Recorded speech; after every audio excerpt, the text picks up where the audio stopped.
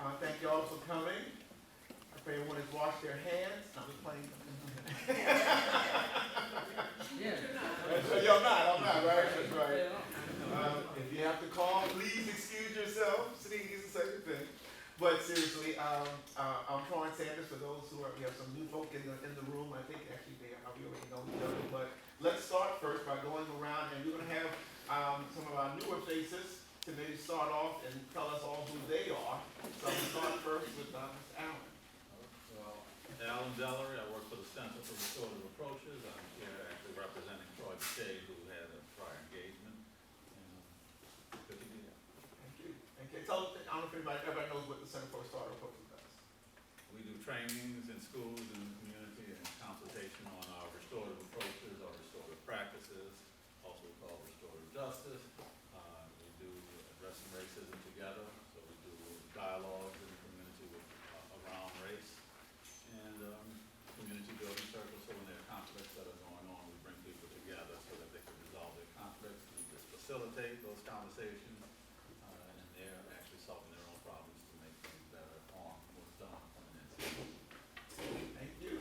All right, we're going to skip over Allison just to get to our other new person. Rashawn Carrier Williams, Executive Director of Boys Town. This is Karen to this meeting. Not sure how much people know about Boys Town, but we are a social justice agency that works with youth and families. We provide mass arrest services, some preventive services, youth that are in the juvenile justice system, youth that are in the Department of Children and Family Services system, and we also have an early Head Start program. All right. Thanks for being here. So why don't we keep going down and we'll come back around. Monique Robinson with the New Orleans Business Alliance. I serve as the Secretary of Children's Youth Planning Board, and we represent workforce and economic development. I'm Ann Zoe for representing the New Orleans District Attorney. Hi everybody, Roland Bullard. I serve at Dillard University as Vice President for Student Success, and I'm on the board as well. Good morning, everyone. Roy Williams with the Greater New Orleans Foundation. I am the Program Officer for Youth Health and Education. And they'll be presenting to us shortly. Good morning, everyone. I'm Carmen James Randolph. I work with Roy at the Greater New Orleans Foundation, where I'm Vice President for Programs. I'm Aaron Clark Rizio with the Louisiana Center for Children's Rights. Good morning, I'm Gina Womack with Families and Friends of Louisiana's Incarcerated Children. Good morning, Todd Baptiste with Baptist Ministries, Program Officer, and I serve as the Treasurer for the Children and Youth Planning Board. That's right. Let's go. What did we do? Okay. Hi everyone, I'm Elena LeBlanc and I'm the public ally that's working with CYPB. And this is my second week, so I'm still getting adjusted. Can we get a big hand up? Does everybody know what a public ally is? No? Why don't you tell them a little bit about public ally? Okay, so they're part of AmeriCorps, and basically when I signed up with them, I got paired to work with CYPB. And they're just about creating equity in whatever community they're working in. So this is like their second year in New Orleans. And yeah, they're also going to be, I'll be doing like leadership training with them while also working with CYPB. Are you also working with our Youth Advisory Council? Yes. Yeah. Yes. I want to give them a plug. Okay. We'll get a little report out. We're going to hear more about that. Yes. Rochelle Head Dunham, the Executive Director and the Medical Director for Metropolitan Human Services District. I'm Allison Ford. I'm here for Kristen Palmer from the New Orleans City Council. All right. And Torrin Sanders, Sixth Baptist Church pastor and assistant professor of social work at SUNO. And I'm Maggie Herman. I'm the Project Planning Coordinator with Children and Youth Planning Board. all right. We got somebody else coming. All right, okay. Tell us who you are right quick before you sit down. New little course. All right. So, do we have a quorum? We've got now we've got Mm. 9, 9, I think we need 13, right? All right.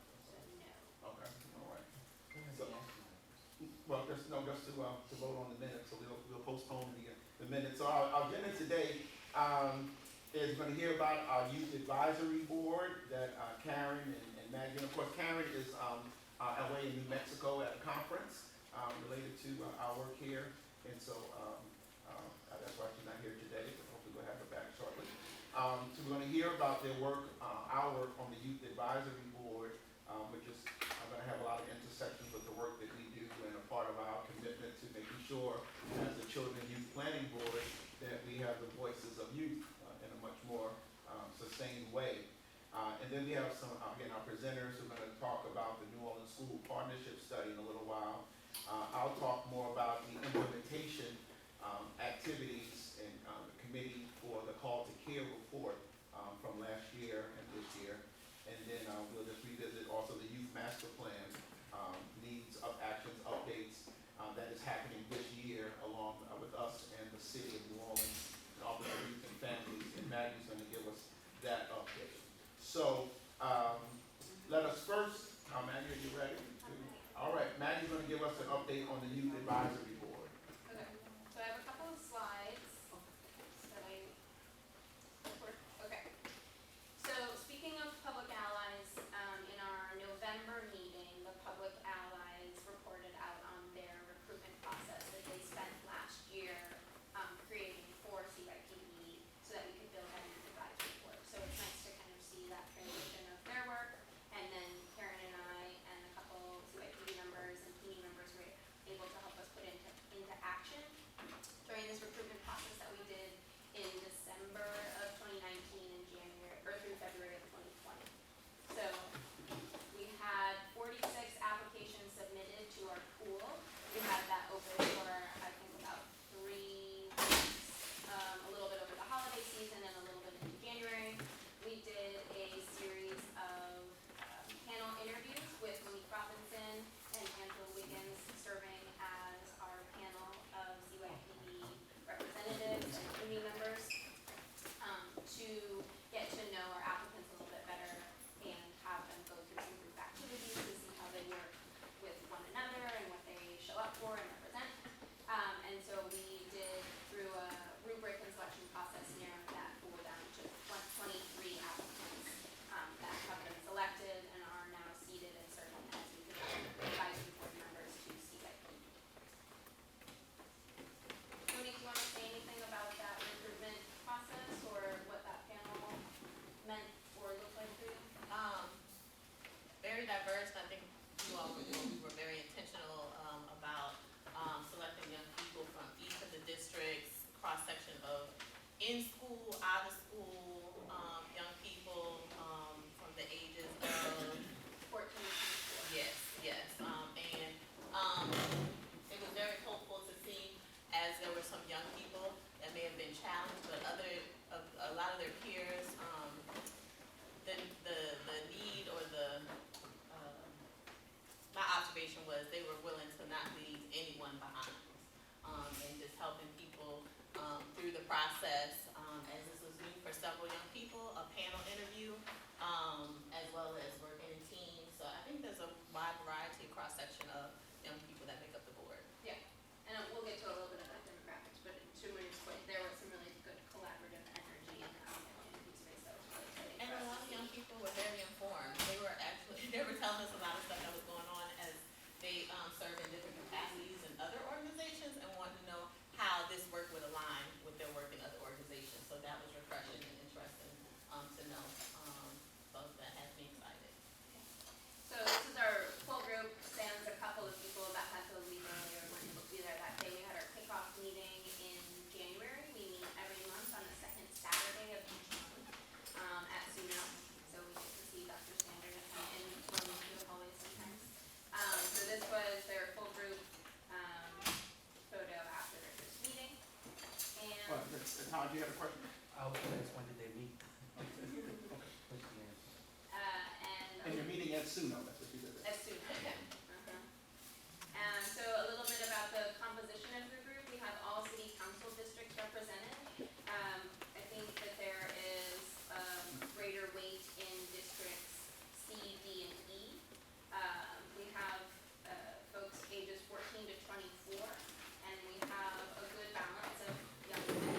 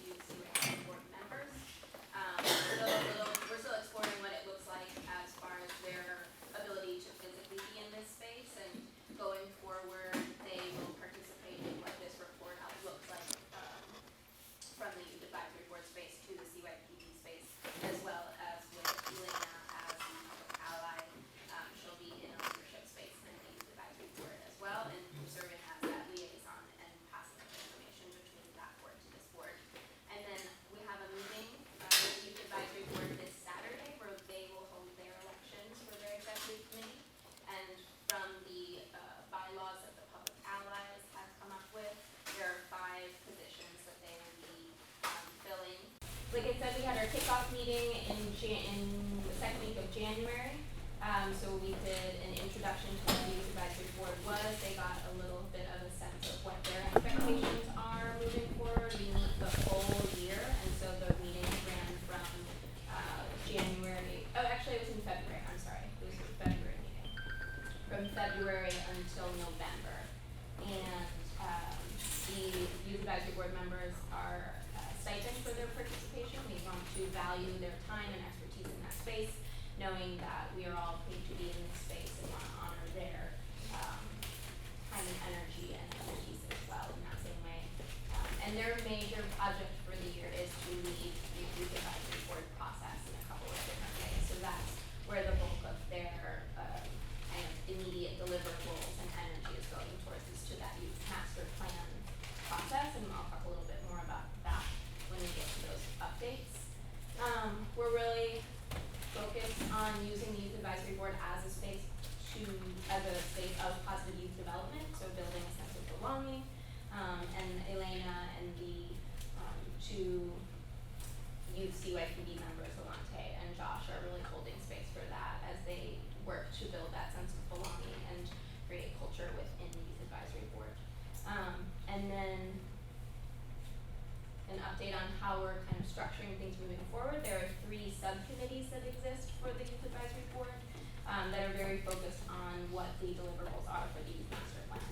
And so all of these subcommittees will meet to really move forward Youth Master Plan work. So there's a media and messaging and communications subcommittee, and they had their first meeting, and they're really going to be kind of armored with tools and come away from this process with specific communication strategy tools, and they're a really exciting and excited group of young people that want to do videos and social media and think about how they can spread the word on Youth Master Plan through their channels and networks, and are really, really excited about that. So the energy was really strong in that space.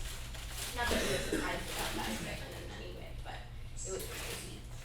The other subcommittee is the narrative rewrite group, so they're really going to be holding space for some Youth Master Plan events that are coming in April and May around what it looks like to have young people build a story of self, a story of us, and a story of now, and doing a storytelling for change work, and using their voice to be the creator of the Youth Master Plan. So we're going to do some event planning around that, facilitate a lot of exercises with other youth groups in the city, like the Mayor's Youth Advisory Council and a couple of others, like Northy groups and beyond.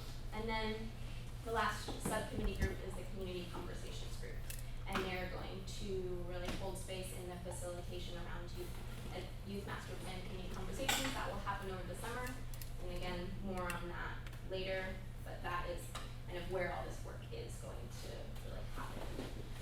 And like I said, the next meeting is this Saturday, March 14th, 9:30 to 12:30 at Suno. So we're getting ready for that meeting with a full agenda on further exploring youth master plan activities, doing elections. One of the subcommittee groups is going to facilitate activities with a larger group. So there's a lot to be really excited about, and we feel very strongly about what that work is to look like. Anyone have any questions?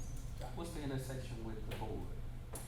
So they are going to participate in the first time, or you'll have an opportunity to meet them in the May/April space, because we will be doing a adultism training and community conversation facilitator training. So the board, as the steering committee for the Youth Master Plan, is going to facilitate these community conversations over the summer, and we're also going to combine that with this adultism training that we're still picking the dates for. So that will be a space for the board to engage with the Youth Advisory Board and really get to know one another, and then work together in that community conversation space. Will they come to subsequent meetings? If We would like to see some representation on the board at our monthly meetings so that it could be. Right. So the tricky part about that is the daytime-ness of it. We have a hope that Levante Lucas and Josh Young, who are the Noya Leadership Fellow alumni, will participate physically in this space, and we're still kind of working with their schedules Josh recently got a full-time job, which is very exciting for him, but that limits his ability to participate in the space also. So we're still exploring what the youth representation in the actual room looks like. And the Josh and Levante and Elena will kind of work on what that channel of information looks like in the stead or kind of as a baseline for communication and information sharing. So What is the adultism content look like? That's with, I know the organization that runs that training or facilitates it is called Rethink. And it is essentially how do we as adults make space for authentic youth leadership. And what does that really look like in short? When we say we want youth engagement in our work, how do we show up next to young people so that they're positioned to lead rather than being pejorative or punitive in our workspace or service. And that training is for adults?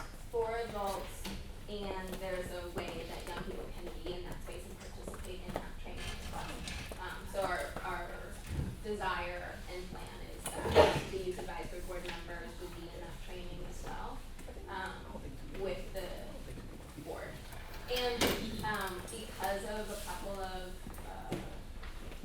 we're still figuring out what the dates are for that training, and it might not end up being an adultism training, it might be the youth engagement training, which is a little bit different than adultism.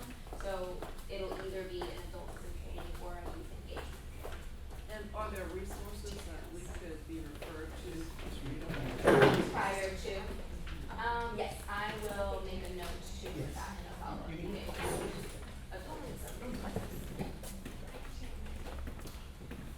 So my question was just curious, 'cause this is awesome, I'm really excited to hear about this and how well it's going. I'm wondering, do you have any formerly incarcerated children you represent?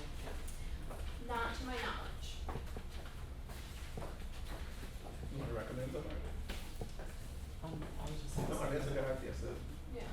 I'll think about it. Okay.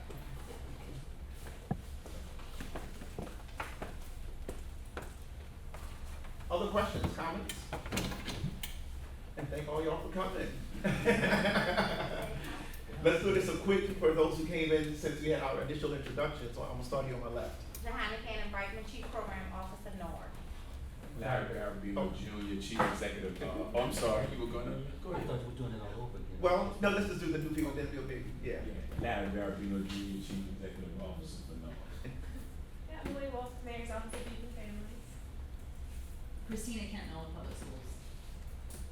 Barry Birch, Children's Bureau. Alicia Johnson, Perry, First Line Schools. Thank y'all. All right. So, so yes, first, kudos to Karen and Maggie and all of you help, Monique and others to, for that whole process of getting all of these young people together. And, you're also welcome to come to one of the meetings, that they're holding at SUNO. Maybe not for the whole meeting, but just to kind of come and observe for a little while. Don't be too intrusive with the whole process and everything, but definitely to come and see what they're doing. They're very lively and engaging, so I commend them also for, in the work itself, being youth-centered in terms of how to communicate with our youth. They're not sitting down, taking notes and being lectured to. It's very participatory. So we're thankful for that. And again, we want to continue to seek ways in terms of how to fully engage them, but I think as a planning board, so many years in existence, to really finally have a body of youth that we're going to be able to draw from and engage with to inform our work. It's overdue, but in other ways right on time. So, all right. We're going to move now to our presentation on the New Orleans School Partnership Study. And so I'm just going to throw it to them. They'll kind of introduce themselves one more time for the new folks that came in, but then they'll be to go. Thank you. Sure, so thank you again for having us. I'm Roy Williams, Program Officer with the Greater New Orleans Foundation. And we're excited to be able to come and present this work to you today. And with me is Farmer James Randolph, our Vice President of the program. And just to kind of piggyback on the conversation we were just having, I was fortunate enough to do undoing adultism training last year, and it is very valuable, especially when you're looking at youth engagement and some of the things that we'll touch on in here. It is, for this type of work, that should be the baseline. We're gonna be so I just kind of want to start by grounding with what this is. So in 2018, some staff from Noah Public Schools approached a group of funders to kind of help think through how partner organizations, like many of you that are represented here, can play a role in student success in what was soon to be the newly unified school system. So sitting at that table, we have the W. Kellogg Foundation, Baptist Community Ministries, the Greater New Orleans Foundation, the GPOA Foundation, the Laureate School for the Good Foundation, and the United Way of Southeast Louisiana. So when these funders came together, they came together with a core set of beliefs that we see believing that public schools are the backbone of a strong community, and that strong schools are necessary to ensure a thriving community for all. And we know that the school system has made progress over the last decade, but school performance scores let us know that we still have a long way to go to make sure that every student receives a high quality education. We all believe that this work had to be rooted in equity, and in order to understand the needs of young people, understanding the needs of young people and the capacity of our partner organizations were essential in ensuring that all young people were able to receive the services that they need. So just kind of take you a little bit through the process. So that group of funders worked with Noah Public Schools to develop an RFP, and a selection committee, including philanthropy, youth serving organizations, advocacy organizations, and Noah Public School staff, selected Square Button Consulting along with a group of partners who would actually lead this study. So these partners included Education Resource Strategies, which is a national education research group, the Racial Equity Institute, and the Spirit Group locally. So this team performed qualitative and quantitative analysis by engaging students, parents, teachers, school leaders, as well as community providers. They conducted surveys and held focus groups, and also convened a cross-sector working group to make sure that they were testing the findings along the way. So this study really sought to answer 5 key questions. 1, what are the highest priority needs facing New Orleans students, and what's the available supply? 2, what are the interventions that a citywide actor can make in supporting direct services to students and building capacity for schools? 3, what are the interventions that a citywide actor can make in planning, coordinating, creating, and implementing policy? 4, who should play these roles and what resources should be required? And 5, how can we assess the progress of this implementation? So as we kind of were thinking about partnerships, we realized that direct services are great. We need direct services, but if we're going to address the equity issue, we really have to look at the bigger picture. So, I don't quite follow. I mean, direct services are great, but so what's the alternative to direct services? Well, it's not an alternative, it's both, right? So you have to have the direct services, but we need to look at the structure and the system in order to make sure that all students, all children are receiving the services that they need. So this is just a chart that kind of breaks down some examples of what citywide supports could look like. So coordinating services to and across schools, curating and certifying high quality partners to do the work, helping schools to review their existing resources and identify opportunities to prioritize or provide additional resources, or develop and implement policies that support these changes. So we'll come back to this chart a little later, but just kind of want to ground that. So here, this is a summary of the findings from the qualitative analysis, right? So we've got some themes on the left. 1, there's significant demand for trauma counseling and other mental health services. Two, students with special needs require additional services that are not available to them today. We also noted that services are not distributed equitably across the city. Students often face barriers to accessing partner-provided services, and this may include distance, cost, and awareness of these programs. And we noted that coordinating programs and services through schools is possible with strong leadership. And just a little summary of the findings from the supply analysis. So 108 youth serving organizations were surveyed, and based on community capacity, we know that academic support for at most half of the impacted K-8 students who need it is available. 1/5 of identification and support for special education for students at most is 1/5 of the potentially impacted population. So we definitely have a lack of resources for all the students who need it. So social emotional academic programming for at most is reaching 1/3 of our students. And trauma counseling and mental health and wellness support is far fewer than potential district-wide needs. So one of the things that we looked at in looking at this study is this idea of concentrated advantage schools. So there are some schools that are more socioeconomically advantaged and more predominantly white than other schools. So we kind of term these as concentrated advantage schools. And these schools have 8.2 more partnerships than your baseline schools in the district. Can you define those partnerships? When you said, what kind of partnerships is it? So looking at all across the board, so looking at all youth service, so whether it's enrichment, academic, after school, athletic programming, those, just any youth serving partnership that would be available to students. Be one of those. What's that? Access to financial resources also, is that one of the I don't believe that's indicated? that's so this is really just looking at those direct partnerships for that students can access.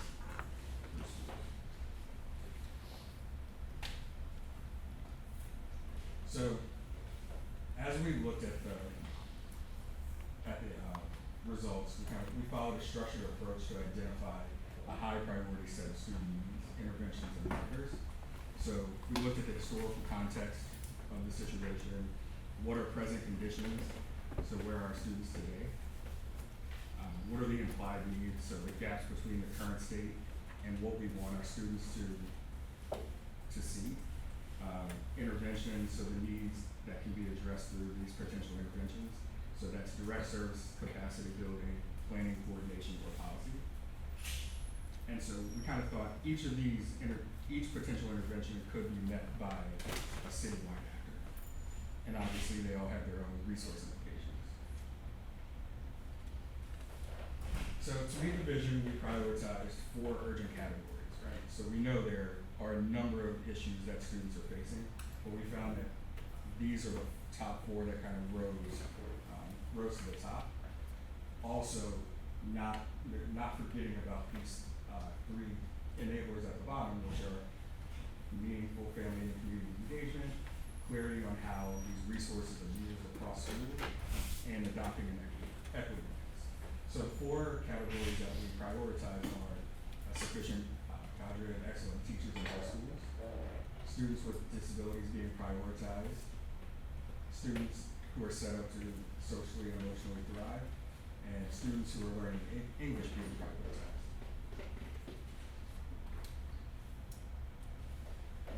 So this is where we think about what a citywide actor can do, right? So we've got those 4 priorities on the left, and in light of the Call to Care report, I really just want to draw your attention to the social emotional learning line. So we're looking at an organization who could help to build educators' capacity to practice trauma-informed care, increase the capacity of organizations offering social, emotional, academic development programming, and investing in more school-based clinicians for trauma-informed care.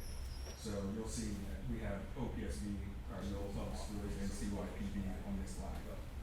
This is somewhere where we see a lot of convergence between the call to care report and this. We don't want these things to be running off in separate directions, but with the work that you've already done over the past year or so, this is somewhere we believe we can make an impact.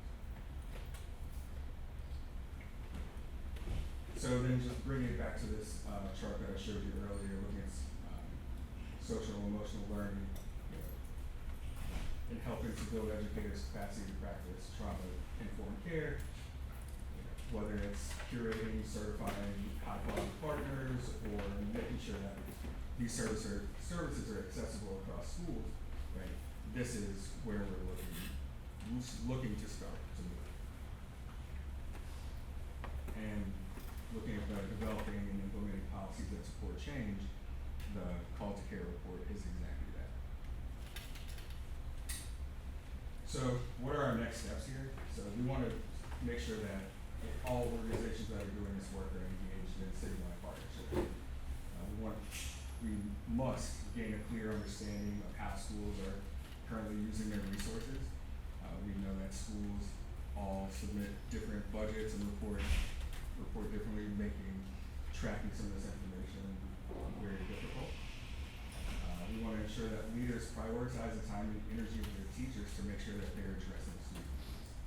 And we want to approach all of our work with the knowledge of past and present racism and how that's affecting our students today. So as I was reading through the call to care report, I pulled out these from the summary.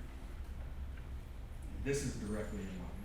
So, acknowledging, recognizing, understanding the prevalence of trauma. These are all words that I'm sure you've seen and read a number of times. But so these are directly correlated to the recent findings from our study. So we wanted to make sure that you were able to get this information today so that we can start to have a conversation about what we actually do in this work.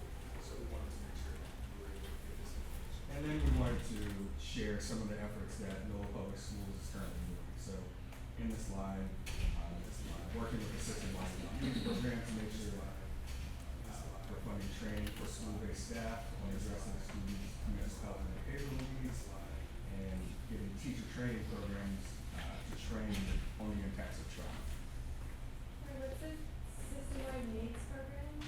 I believe this came from Noel Public Schools. I believe this is a new funding strategy, how they're trying to reallocate. Christina, do you know? So, I don't know as well as I probably should. I know from what I've seen in board meetings, and it's basically I don't know the funding stream for it and the exact amount, but there's a pot of money that I believe was received through, I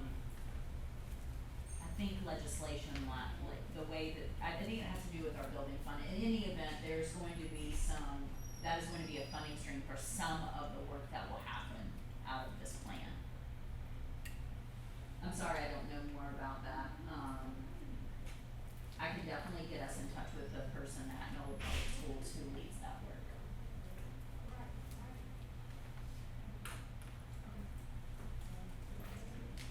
Oh wait, sorry, can you go back to that?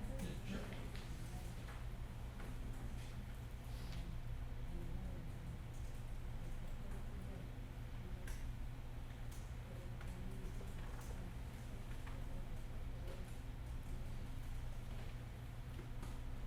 So as you're looking through this, I would just add to what Roy was saying, that at the end of the day, this was done as an effort to help NOLA Public Schools, as all the schools were coming under a new unified management, look at how it could better support all schools.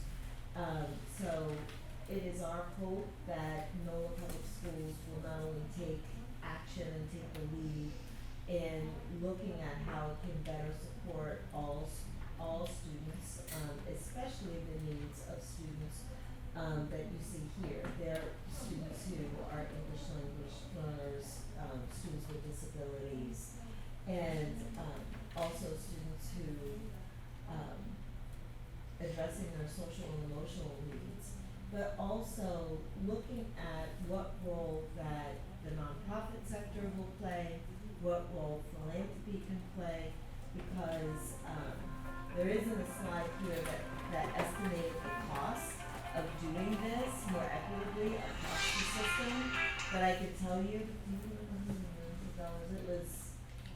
it was very costly, in terms of, in the millions of dollars that it would really take to do the work. And, quite frankly, our schools just do not have, that amount of money. So it would be upon all of us in terms of philanthropy to see how we better direct our resources and look at where the priority should be, as well as to see how we can guide nonprofits. And I would say that this is just a start. It kind of uncovered more work that needed to be done. More work that needed to be done to go deeper to understand which schools had exactly which services and how to better link and match core services to especially those schools that were more higher need. And one thing that it also found was that, for instance, on the high quality teachers front, you'll see in the report, it noted that you had a lot of teachers or a lot of students who were higher need. In those schools, we had teachers that had shorter, They're considered novice teachers. yeah, they were novice teachers with less than 3 years' experience working in those schools that had students with high needs.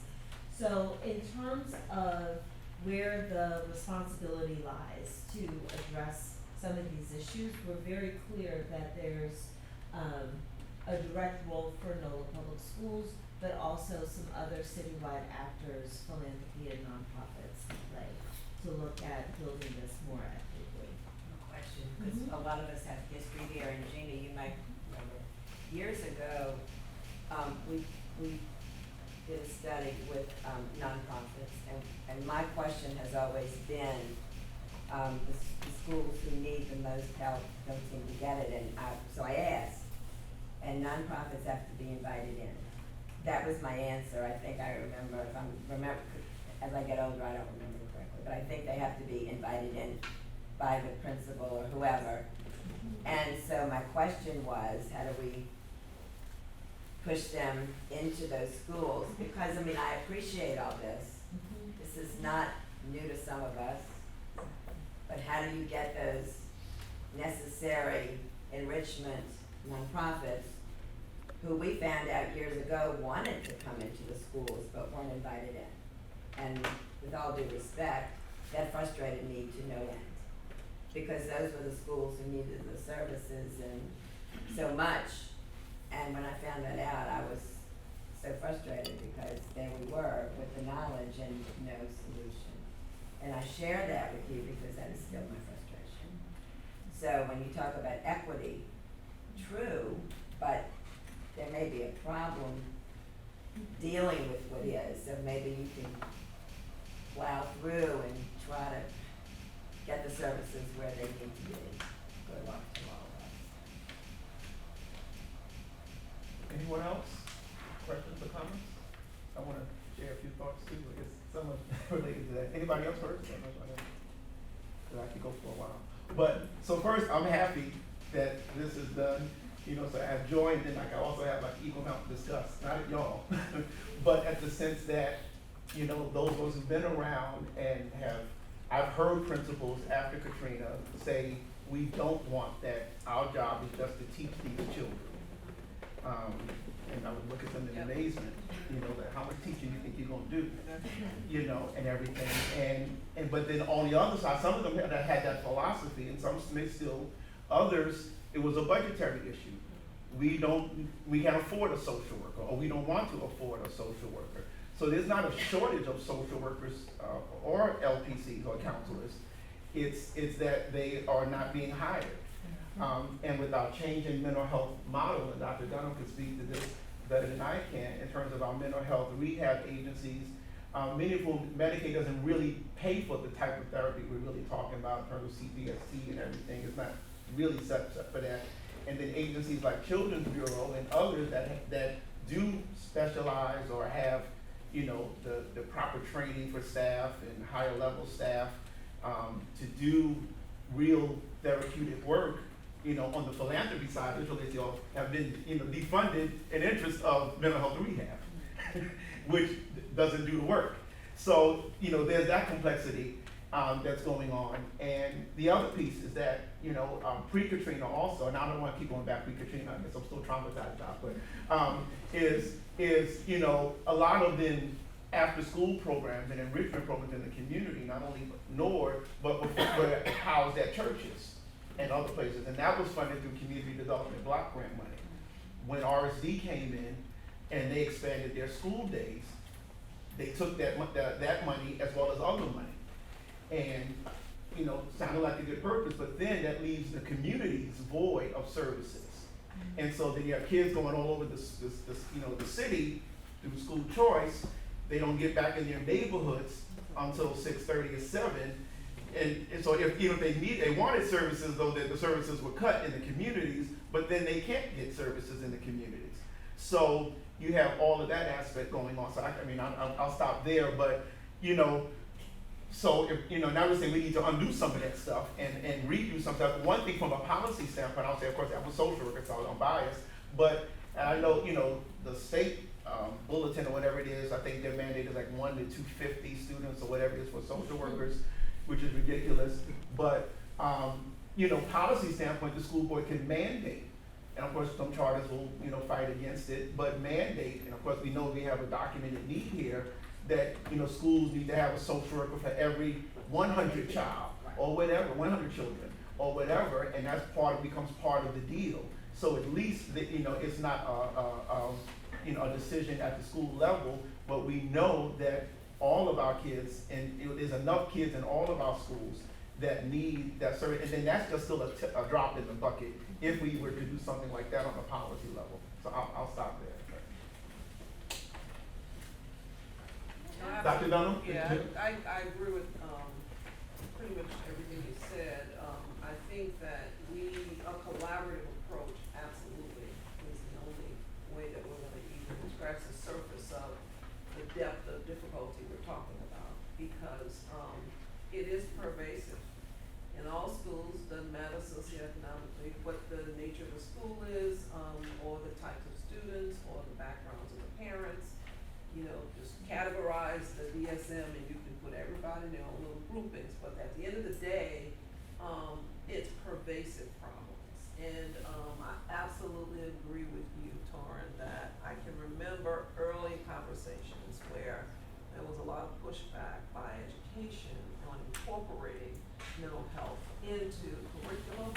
It needs to be in the academic curriculum, number one. It needs to be a minimum amount of mental health courses that educators have to take in order to teach, because mental health is going to be a barrier to anything you try to do with anybody, including physical health, spiritual health. All of that is going to be impacted by your mental stability or lack of. And so collaborating with healthcare professionals who do this every day, know this every day, who can maybe serve as consultants and teachers to the lay population of educators, but also for sure prioritizing funding for professional behavioral health specialists to be in the schools, and not expect agencies like my agency to come into the school to take care of kids in the school. That is not what we do, and that is not what we'll ever do.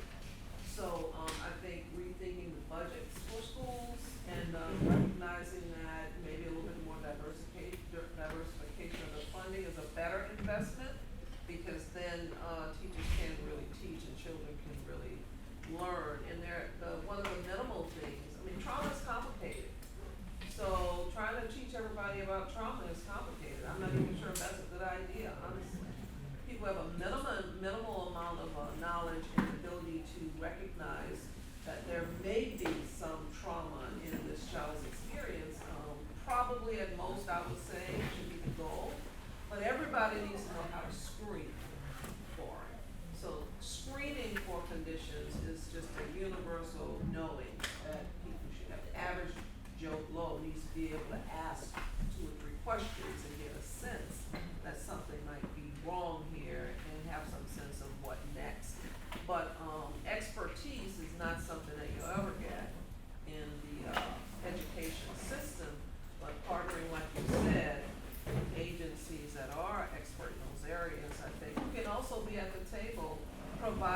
guidance, suggestions on how their resources can better serve the, the school system. But it functioning in a vacuum to fix all these problems is where we are.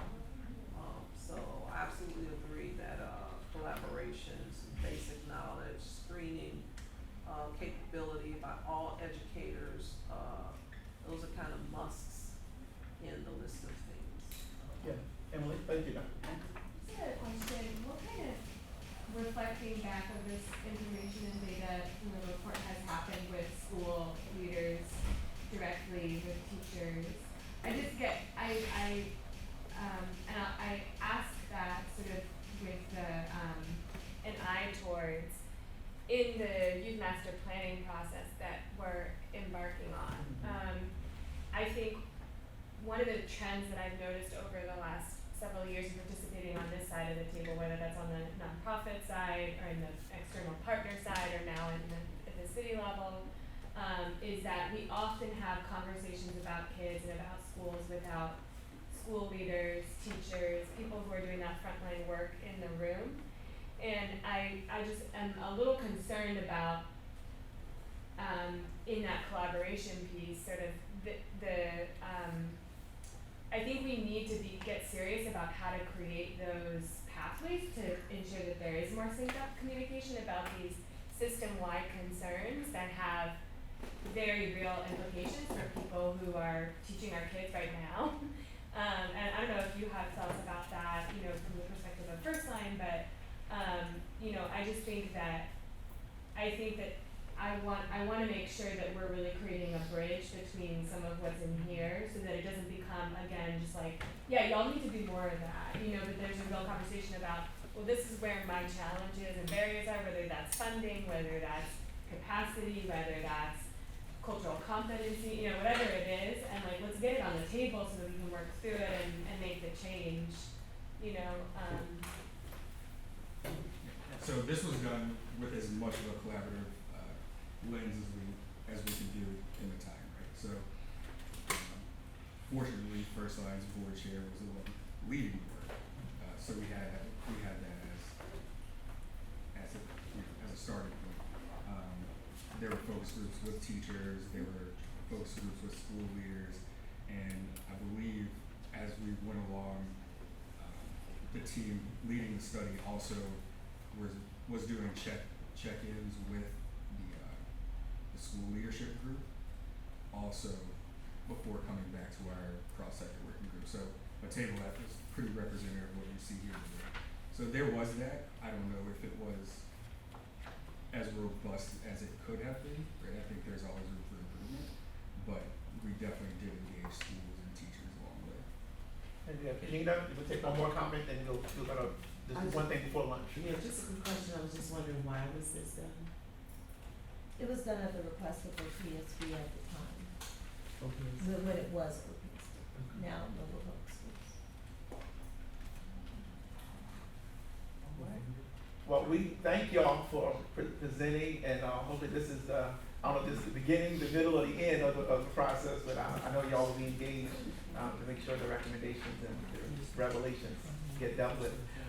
Before we break for a quick lunch or get your food and come back, there are two more major things to talk about, but we do have a quorum, so I'll entertain a motion to approve the minutes from the last meeting.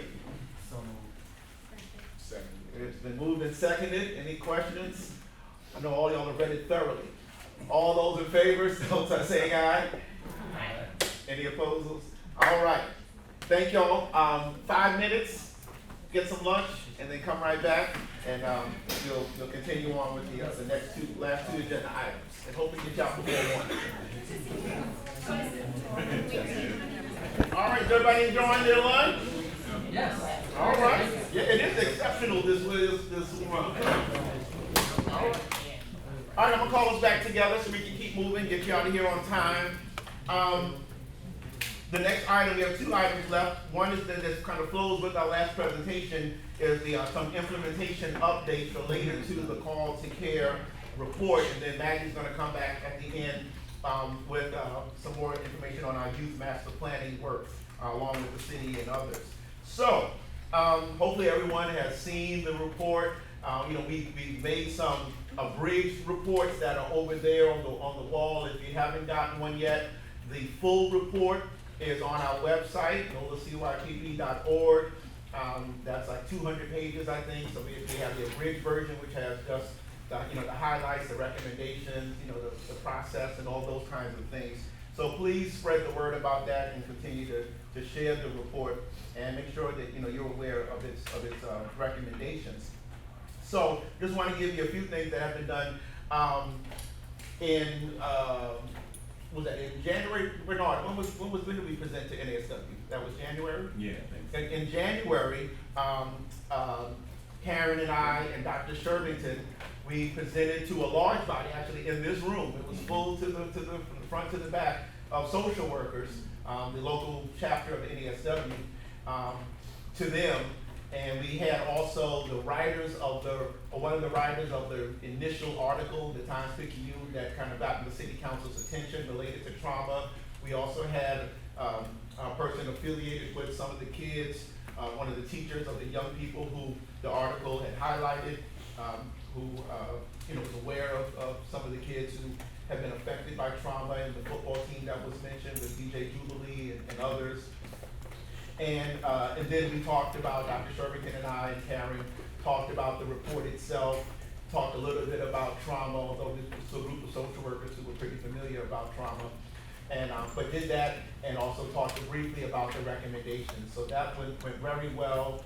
They all signed, but you're going to have these commitment cards where they've all signed up to do something specific towards helping us get the word out about the report, as well as action towards making the implementations a reality. We also then, subsequent to that, went on WBOK and the morning show with Oliver Thomas, and actually they gave us a whole hour one morning, and so we spent a whole hour discussing it. Again, that was the three of us, I call it the three amigos now, Dr. Shervington, myself, and Karen, and discussed it, had a wonderful conversation with Oliver, a lot of call-ins, people interested in the topic, wanting to know more about it. So those two kind of public presentations have happened. But in terms of now really moving forward, in terms of some implementation activities, there is another handout sheet, I don't know if everybody has it on the wall there. But we looked at, again, looking at some of the low-hanging fruit, so to speak, we always say on the recommendations. One of the things dovetails with what Dr. Dunham just said in terms of pulling together mental health agencies as well as health agencies, organizations, in terms of looking at how can we do a better or move towards a universal screening process, so that we know whether it's a few questions or whether it's an existing instrument. And of course, we know that different entities are using different instruments already that may or may not capture the presence of trauma in the life of a child or a young person. And so we looked at maybe doing some convening related to that, so we can take an inventory of what people are doing, whether it's, I know juvenile court has, what they do, and agencies such as Children's Bureau. I'm not sure what health clinics are doing and if they can all come together with something unified, Children's Hospital, Metropolitan. So we have all of these entities, but if we can make sure that we have some consistent ways of making sure that agencies become aware of the trauma that a child may be facing at the minimum, to maximize referral opportunities, but also as they become more trained, then also they would then be better able to respond at whatever level they are in terms of working with those young people and being more aware. So that's kind of one of the first things we want to do in getting together a smaller group or a group of those providers to see what's happening, and then so that we can move towards a program in our city of screening kids for trauma. So Dr. Dunn, we welcome your input in that effort in particular, as well as others, in that effort. And hopefully we can move that forward, within several months. So we can say at some point this year that we've got into a process where we have a screening that we like everybody to use, and we're moving forward with that. That's one thing. Second thing, there's an interfaith team.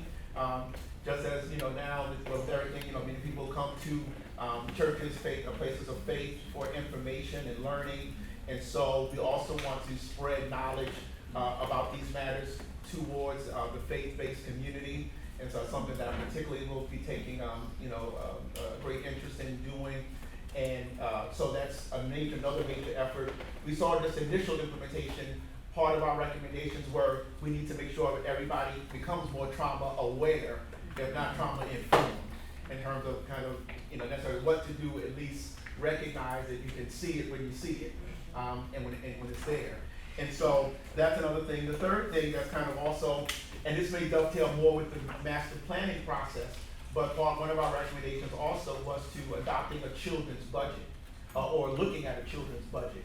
And so that would involve looking at the current city budget, and extracting from there what exactly are we spending on young people in our city, and what categories, prevention, intervention, what have you, as well as incorporating our schools and other areas, what's known as a part of that, and then really saying, what are, if there are gaps, and what are those gaps, and where could we do better in terms of our city's investment in our youth, in positive ways, in terms of proactive ways, and not just reactive ways, in terms of for our young people. So those are some basic things there. Later on, we looked at, we have trained several people in to do ACE, to be ACE presenters, adverse childhood experience presenters. Do you know the number on that, Maggie? 21 in New Orleans. So 21 ACE presenters have been trained, and they are available to do ACE presentations. And for those who may not be familiar, with adverse childhood experiences, and just to be making people more aware of those 10 factors in particular. Of course, there are others now in terms of expanded ACEs, but that we need to be aware of in terms of childhood adversity, and of course the linkage from those ACEs to issues in later adulthood, both behaviorally as well as physically, in terms of health practices. So we have that going on. We're looking at planning or hosting another summit, as we did last summer on the, we call it the Compassion and Resilience Summit. And there, then we want to be able to highlight that summit last year we used to help prepare the Call to Care report. And so the summit this year will be to then, reflect on that work, and then to really put, more steam to the implementation of the report by engaging all those people together. We had well over 100 people, maybe 150 or so at that summit last year. So we want to grow that. It was at Xavier University, and really use that as another push towards implementation. Then the last thing I'll just mention this briefly is, we talk about compassion champions. And so compassion champions is another part of the recommendation in the report.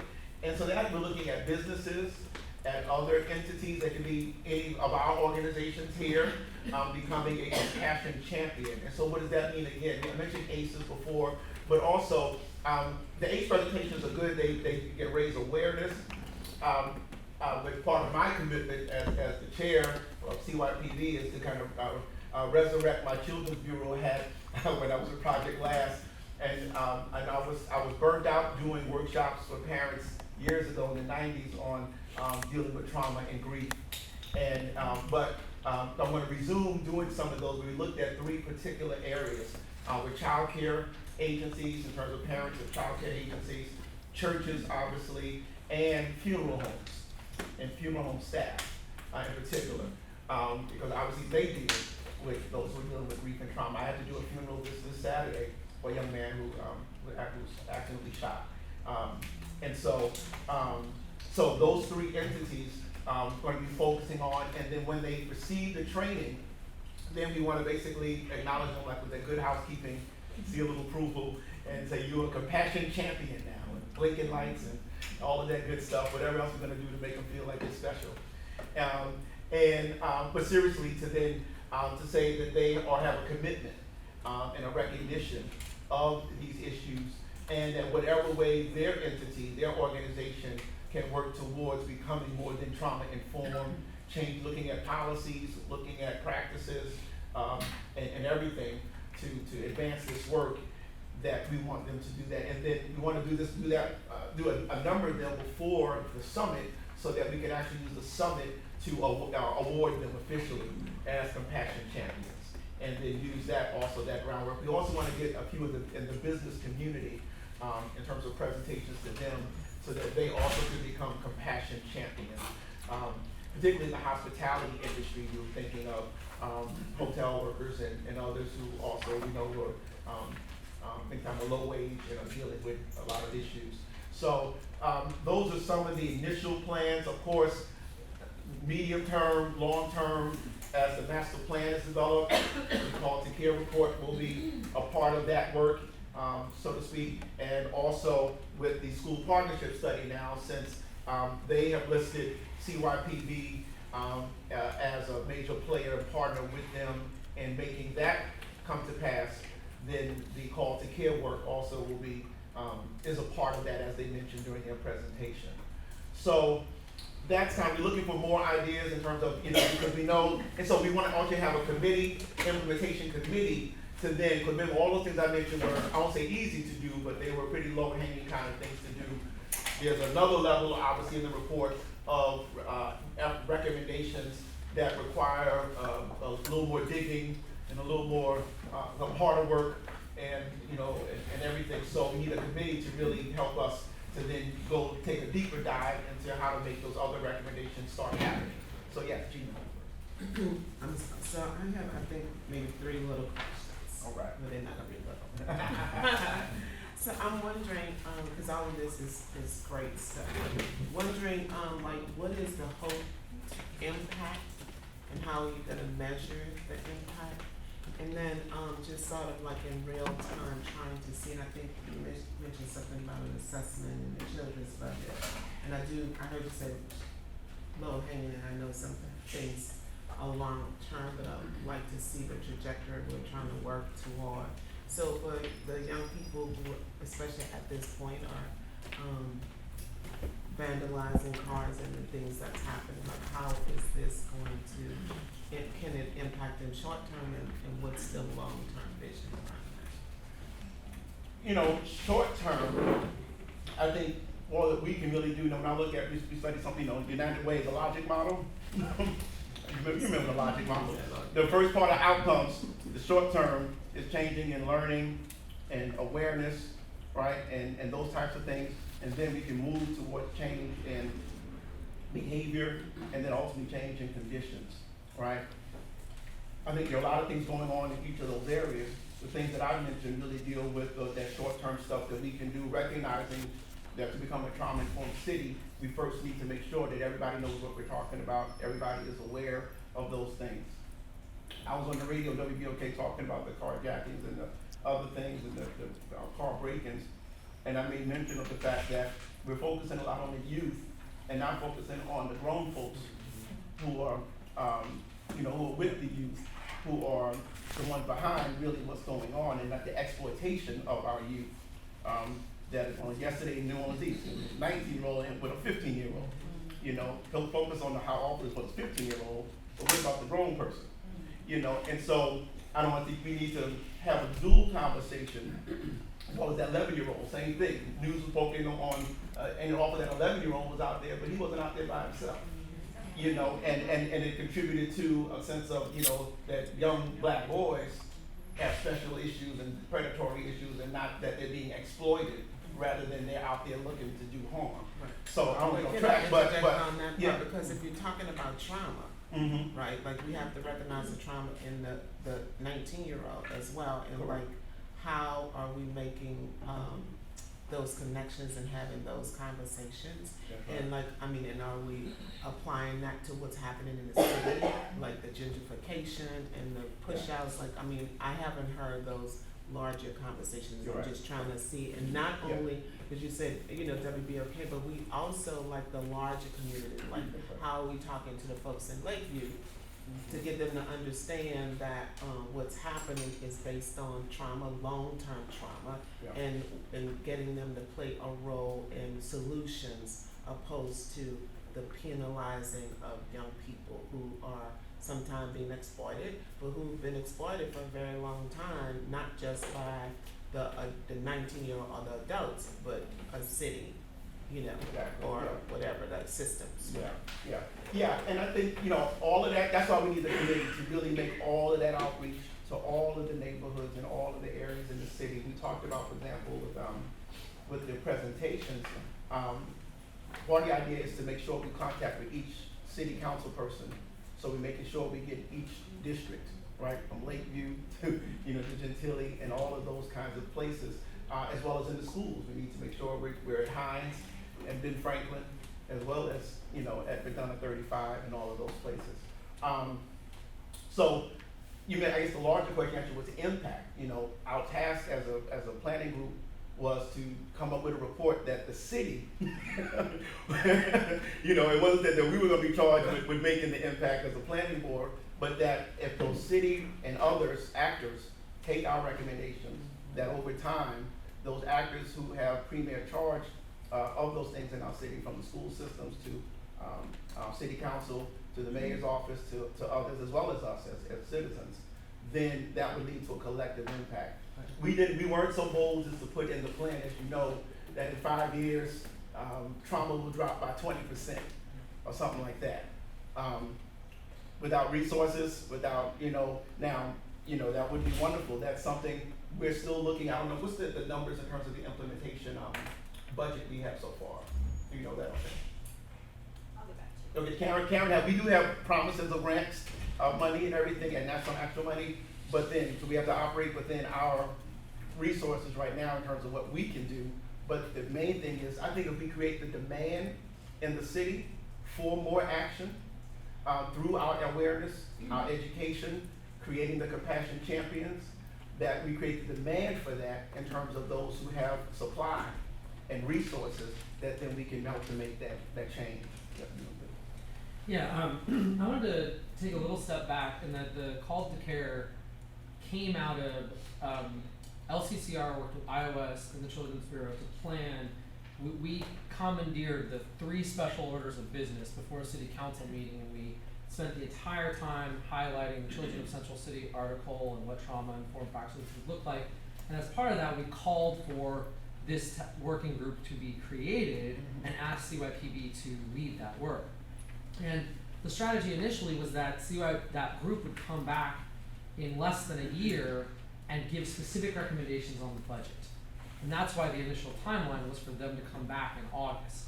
Now that got pushed back and a more comprehensive study was done, but I do want to, urge that as we pursue that long-term, the long-term change strategy for change you're talking about, that we also remember that during that special order of business, at least 5 council members, with hands in the air, pledged to give more money to these things, and then we never made them put their money where their mouth was. We never went back to them and actually said, okay, here's what we want you to do. And so I think that should be part of the study in terms of priorities. I would flip them on their head. I'd say the children's budget is, to me, the top priority right now. And something I've had to learn from my staff of social workers and other people is that they increasingly are opposed to additional screenings in all screenings, because right now the problem is not identification. The problem is lack of services. And so it's not that, we have all these places to refer these kids to if we just all screen them uniformly. It's that we can spend a lot of time doing uniform screening, there's no services to send them to. And my social workers tell me it's actually an additional trauma to do a screening and not refer. And so I just really want to caution us about focusing on studies and screenings. The other thing is Dr. Stephen Philippi, their interventions were being planned for schools, and Dr. Stephen Philippi, who works in this area, one of the recommendations was ACE trainings for all the schools. He said there is no correlation between better outcomes from ACE trainings. We've done ACE trainings forever, and there's no correlation to better outcomes. And so, again, that has made me push myself to be more rigorous in is it low-hanging fruit, or is it just we're settling for that because we're afraid, or we're not asking for the harder things, which is to move money and move power. And so I would just, this was an exercise in trying to move money, and I think we should still keep that as one of the major goals, even as we're trying to build power with these longer-term efforts. Excellent. Anybody else? I'd like to kind of just piggyback a little bit on what he was saying, and I'm thinking about a school that I worked in that had received a federal grant to do what's called the school responder model. And out of that grant, they were able to identify to get a universal screening. So we did the universal screening in the school, and then we'd meet every month to review the universal screening and other things that may have been going on. And what we're finding is everybody that screened to have some mental health issues already had referrals or already were on the list for mental health services. They just weren't able to give all the mental health services that were needed. So we did the screening, we completed it, we went through a process of going through all of that, identifying it. We know that they dealt with trauma, and that's what all it really showed. I just wanna comment on the comment that you value and using the lack of resources as a reason why not to screen. I think makes us even more irresponsible. I think we have to deal with what we're supposed to do, but don't ignore what's going on because we feel like we don't have enough resources to deal with what we do. There are mental health resources. And part of the reason why people don't get sent is because people don't know what the resources are. So one of our big deals is to make sure that the agencies that provide the services are well known by the people. I don't know if half of you all know what resources are at Metropolitan Human Services District. You may, but there are lots of other agencies that provide behavioral health services, and the general population do not know. Most people don't know where to send people, and the assumption is they don't exist, but that's absolutely not true. Now, is there enough? No, there's not enough, but more seats can be filled if people know where to send them. And to the point of screening, I can promise you that even within the training programs that we have for fellows in psychiatry, the default diagnosis for children, especially if you're an African American child, is ADHD. And trauma is looking at you in the face, and they do not diagnose trauma. So if they're not diagnosing it, then certainly the average person looking at a child with behavior that's problematic is not gonna necessarily think trauma. It's a fact that people, it's the buzzword now, like opioids, that's the buzz drug right now. Now, alcohol's killing everybody, but we're talking about opioids, putting all the money in it. Now ACEs is the buzzword. It's almost like it's a thing that people can latch onto and have a nice conversation about. But in truth, there are a lot of core issues and needs that people have no clue are existing, and that's where screeners help, because they help broaden the your differential diagnosis or differential understanding of what could be going on, and that could open the possibilities to different types of resources and not just traditional resources. So I would caution thinking that moves away from screening because of the demand and supply issue. Deal with the demand and supply issue, but don't ignore the problem. And people really don't understand. The pejorative does not understand mental illness, and most people err on the side of familiar. And for our children, familiar is ADHD, it is not trauma. Can I just just echo this one thing, and then we'll come back around. We're doing good on time. But this is a great conversation. I think it's needed. And it's needed to have, again, in the larger community, not just amongst us who are in this. But I think, the issue, I think, you're saying, Aaron, in terms of the issue of ACEs, I do think the ACE training is limited. I mean, it doesn't really tell people what to do. But it is successful at raising awareness. And so it depends on how you define outcome. Or, outcome in terms of behavioral change, in terms of, those kids or people, no. But is it effective at raising awareness? So that Aaron says, yeah, I think my child does need help. Now, it may end right there because of the perceived lack of there's no help available, but in terms of, so I would just look at how he's defining outcome in that sense. But yeah, I just echo what Dr. Dunham said in terms of about the screening and how it's done and the continuing to just make sure that we are increase awareness, because there's still a lot of assumptions that we're making, I think, or people in the community are making about its prevalence and its presence. So yeah, Gina, and then okay. I guess on that piece, I know that there was a lot of debate about this question around universal screenings, et cetera. When I've talked to folks about it, it's been more along the lines of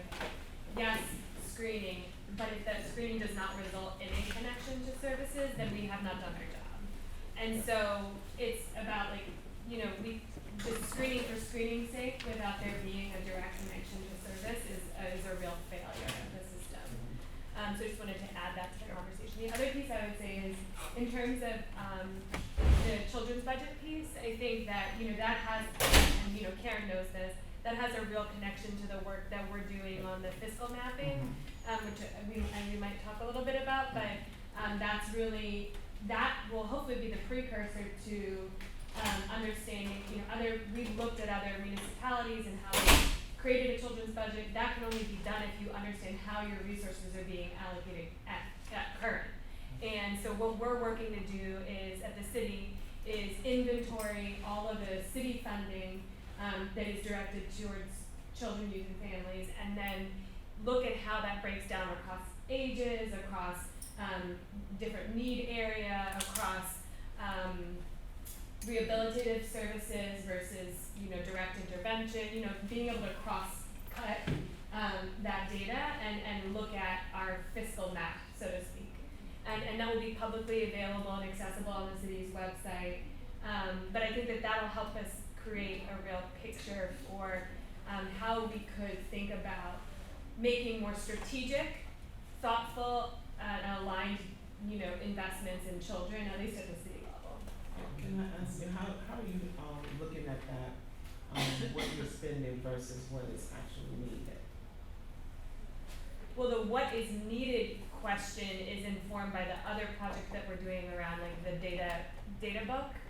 So in terms of what's needed in terms of resources should hopefully be informed by what the needs are in our community. And so, is that what you're asking? Yeah, because I'm trying to understand how you're getting to that information.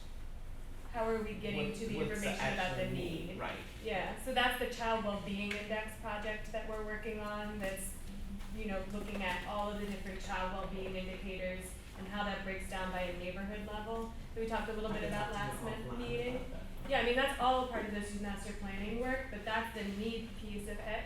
And the fiscal map is also understanding a different, need in a different sense, right? Like where are our gaps in how we might be delegating resources, et cetera. And I hope in your analysis, which I think that is where you go, you see what you're funding and what you weighted against what you need to fund, and to your question earlier about how do you address this larger issue. I think every single agency needs to be looked at in terms of how they can help these issues. But this is not an issue of healthcare professionals. I put that disclaimer out there. This is not a problem for behavioral healthcare professionals to fix, because we will never fix this problem, because there will never ever be enough of us to do that. But if every agency that has some means, that has some cross-section with human capital, then there's a role that they can serve. For example, a lot of the issues with kids is they don't have anything of more interest challenging them for the use of their time. Right. So what about employers employing more kids? Right. You know what I mean? That would fix a lot right there. Idle time, too much of that. Lauren's done a great job of reforming their parks and all. Those kinds of practical everyday. You look at what children did years ago, and we weren't in this situation. You look at what they're doing now. There are a lot of logical insights, I think, that can go into helping to fix this problem. This is not just a clinical diagnosable situation we're in. We had a comment over here. I have a question. Where is this information? Because I would like to be able to follow the work that was mentioned around the child wellbeing indicators, and then also the fiscal mapping. I'd like to kind of put that on my radar to check in, things like that. Is this information available to the public? I could just put this up, so you're gonna have to run over there before we got to the youth master plan update piece. So this is the roadmap for the youth master plan, and so after this conversation, I'll then into that, and we'll share about how that information will all be available, and we can go back a little bit to the fiscal mapping project and then do that. So any other comments about the call to care, and again, back to, you know, there's like 70 recommendations, another one of them is increase the fund in place, you know, more activities for kids, and looking, actually scoping it out by neighborhood in terms of, you know, mapping where more opportunities, there's you know, issues, in terms of, with children activities, and increasing it where need be, getting transportation to where kids can get to more.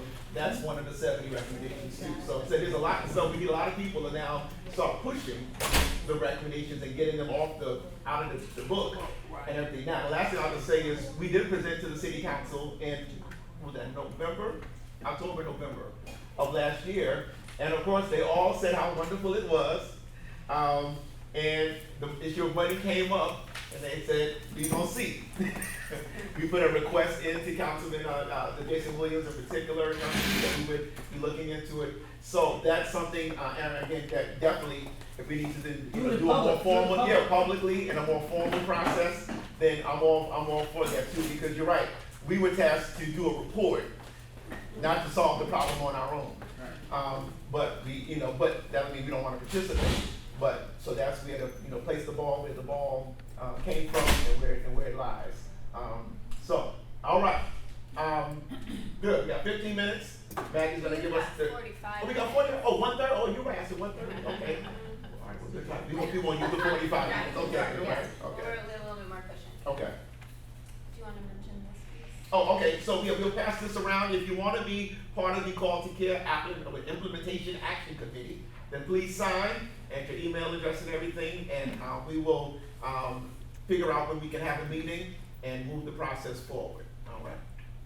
And then it's kind of a lower level version of full on commitment if you cannot want to be on that full committee. We created these Call to Care, Compassion to Action commitment cards.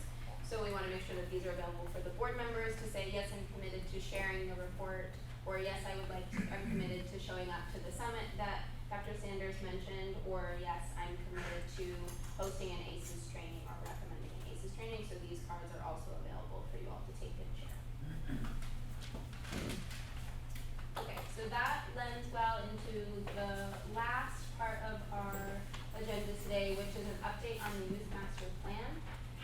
So I put up the roadmap to Youth Master Plan to kind of be our guiding document through this conversation. And this roadmap is available in the board packets, and then I shared them in the email invite, and I can follow up with anyone to share this specific roadmap. So you have it, and we're using it as a way to kind of check ourselves along this 10-month process. So just to start at the beginning, a little updates. In January and February, we aligned Youth Master Plan Steering Committee, which is the Children's Youth Planning Board, and then also opened up invitations, or we're in conversation about who else needed to be at that table. So if you remember in our January meeting, we had a conversation about who else needs to be in the room, and we've extended letters to some of those other folks, like Dr. Keyshawn Webster with JJIC.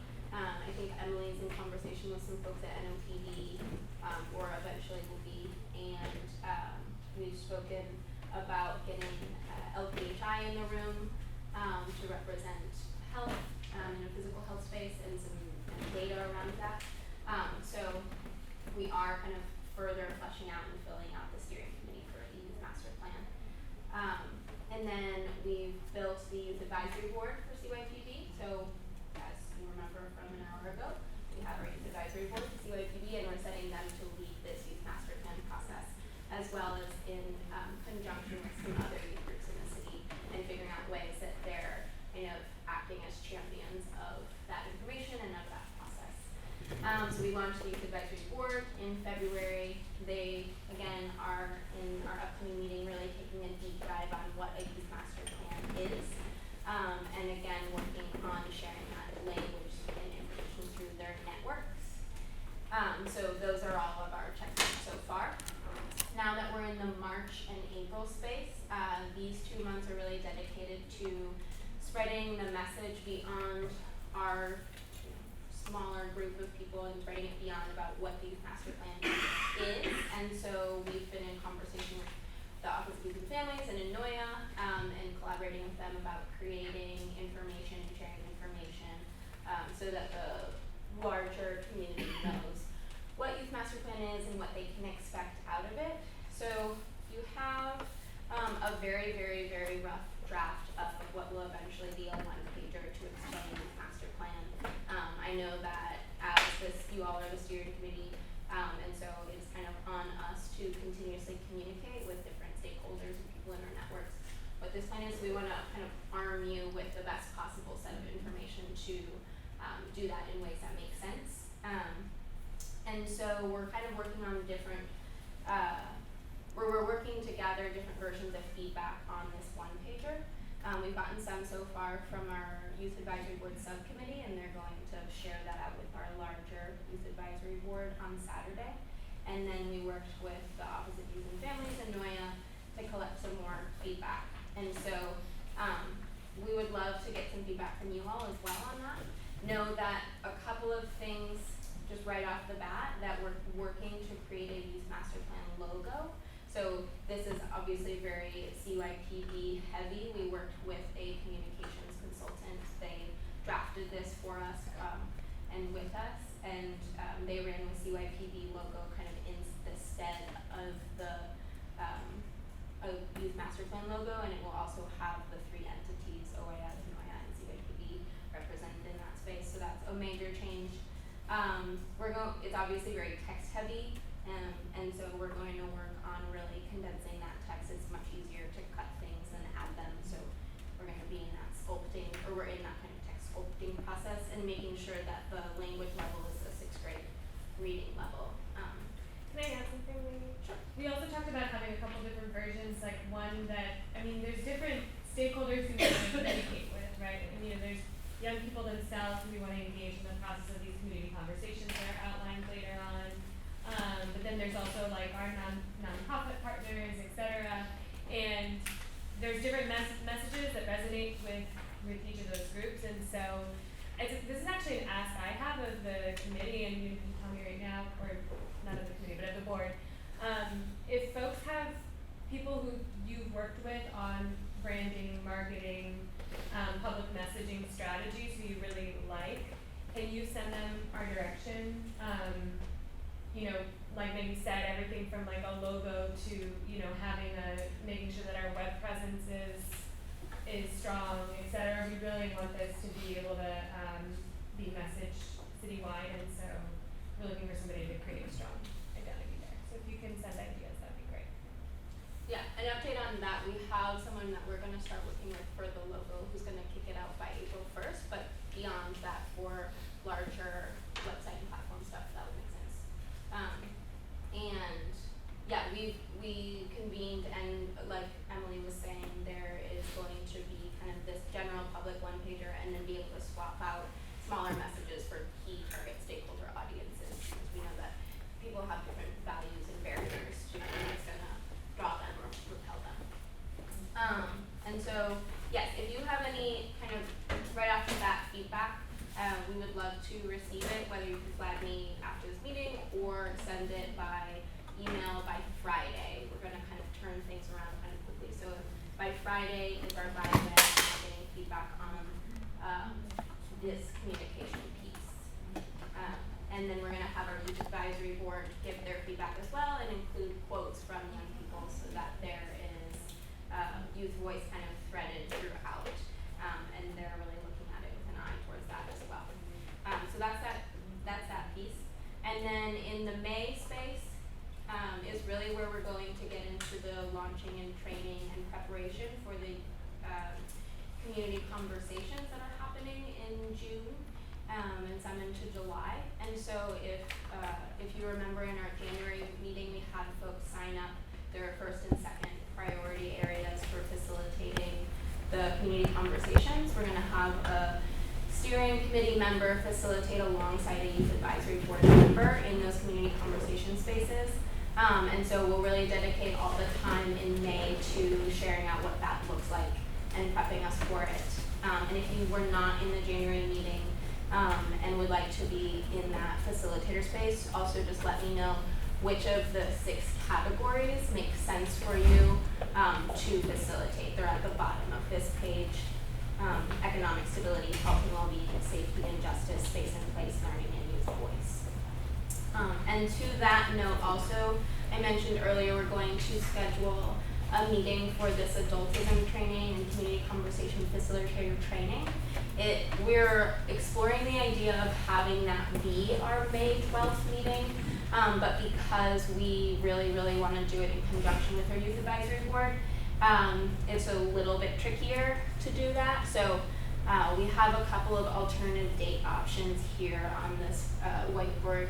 So Saturday, May 14th, an evening on Wednesday, May 18th, and then Saturday, May 21st. That would be about 3 to 3.5 hours.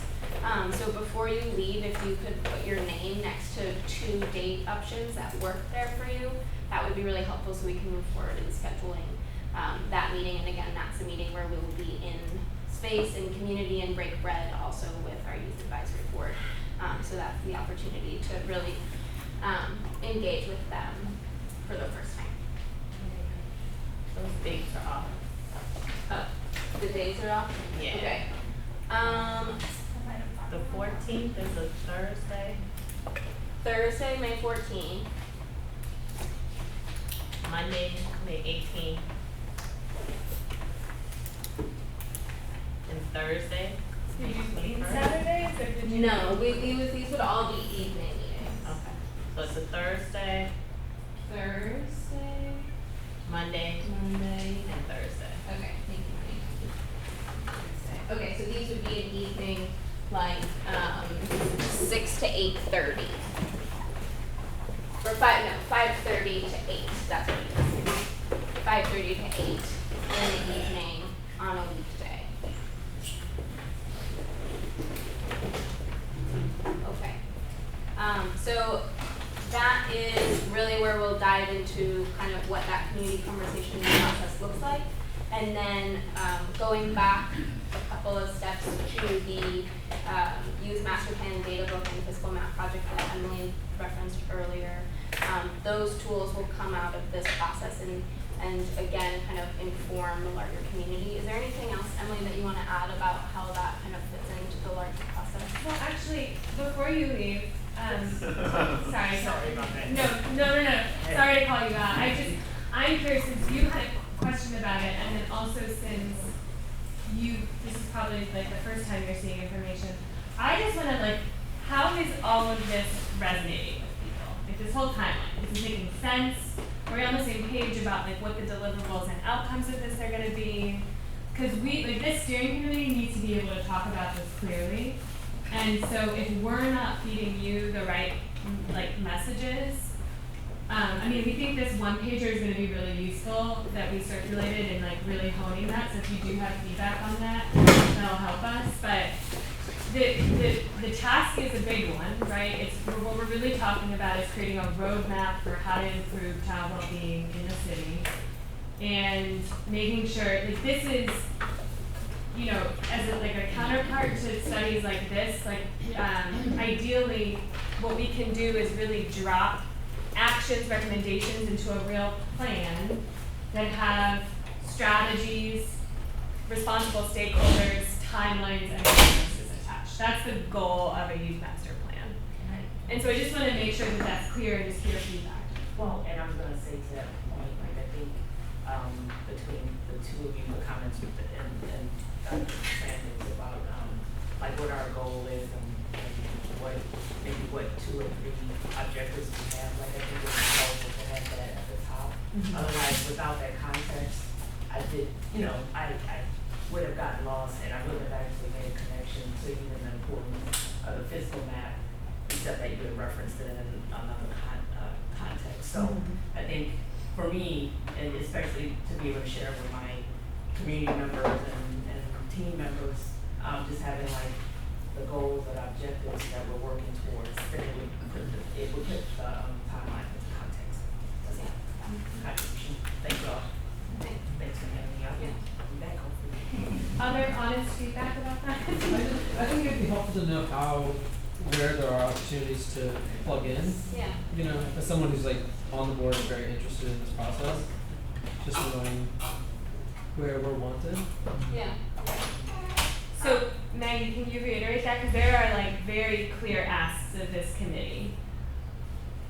One of them is around like participating in this stuff that we have coming up that we're trying to figure out the dates for. So around The community the conversation. community conversations, but then like this is the training that would be the precursor to that those community conversations. Right. So you as steering committee members will come to the training, being armed with information about adultism. You'll do that side by side with young people, right? And then the idea is that then you lead a community conversation once we get into that stage of the youth master planning process in one of these areas. Whether it's, and that's at the bottom there, so like economic stability. So remember last meeting, if you were here, you signed up for one of those areas. Yeah. You signed up for like health and well-being. I think Monique, you signed up for the like space and place one maybe, or the economic. Right, of course, yeah. So each of you, the ask of you as committee members is to help facilitate a dialogue, the community dialogue in one of those focus areas. And so those will be scheduled this summer, so that's kind of just like I know that that's coming.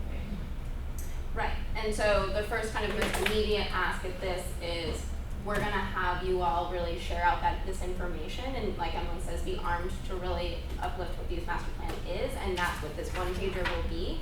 So giving feedback by Friday on what makes sense, the comment of the roadmap. We wanna have a roadmap of where people can plug in so they know what's going on in this plan and process alongside the general goals and objectives. So that's really what that one pager can be.